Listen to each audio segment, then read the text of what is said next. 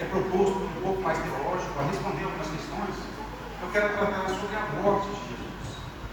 Muitos acabam se perguntando, mas se Jesus é Deus, quando ele morreu na cruz, Deus morreu? Deus deixou de existir por 3 dias ou algo desse tipo? É isso que eu quero responder hoje. Serei breve. Geralmente quem pergunta isso, quem está questionando isso, acaba confundindo o significado de morte como se fosse aniquilação. Preste atenção aqui, amados. Morte é diferença de aniquilação. Aniquilar é deixar de existir, é reduzir algo a nada. Deixa de existir. A morte, de maneira científica falando, é o deixar de evoluir um sistema orgânico. É o findar da vida terrena. Mas pela Bíblia, morte significa separação. Nós estamos cansados de escutar, e pela graça de Deus temos escutado, que estar morto espiritualmente é estar separado de Deus. E morto, humanamente, é uma alma que se separa do corpo. O corpo jaz na cova e a alma, o espírito do indivíduo, vai para um lugar determinado.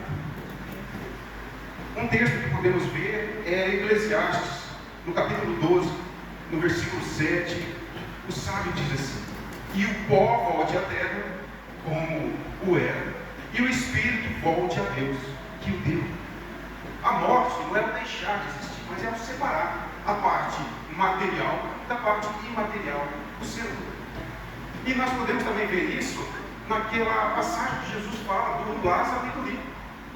E quando os dois morrem, um vai para o seio de Abraão e o outro para o Hades, o inferno. Cada um tem o seu lugar devido.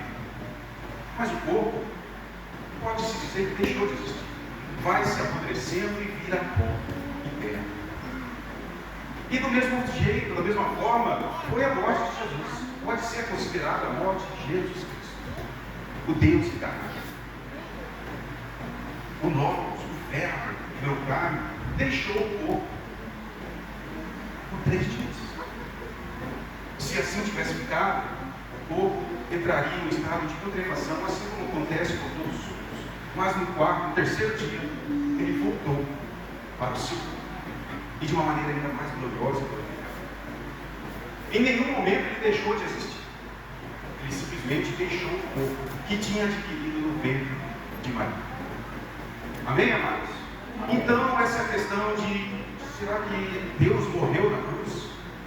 Humanamente falando, ele morreu, deixou esse seu corpo e voltou ao Pai. Assim como Eclesiastes diz: o pó volte à terra, como era, e o Espírito volte a Deus, que o deu.